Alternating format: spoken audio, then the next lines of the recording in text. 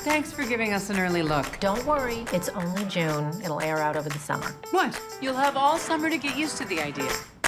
Your dad's picking you up at the airport. It'll be fun. Maybe I won't do anything at all except stare into space, relax, and breathe. Jesus. Well, I wrote it as a love story between a mother and a son, so it was all about who was going to be this boy. And Brenton Thwaites came in to audition, and I didn't know what to do because he's gorgeous and kind, clearly on his way to being a movie star, no doubt about it, and totally wrong for what I wrote.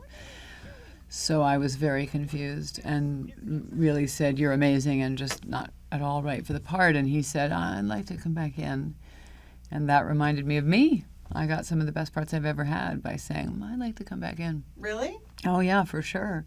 As good as it gets. Just to get in the door at all, I had done Twister and Mad About You. This was nothing like this woman opposite Jack Nicholson, you know. And I had read the script a long time before, and it just popped out at me as something I loved, and I'd never seen anything like it. So I think because I had those big credits behind me, as opposed to being the scrappy one who the director fights for, I was the one the studio makes you see, which I have never been before or since. So I walked into one of my favorite directors' offices going, "I know you don't want to see me, but I'm here with my audition." But I worked really, really hard on it.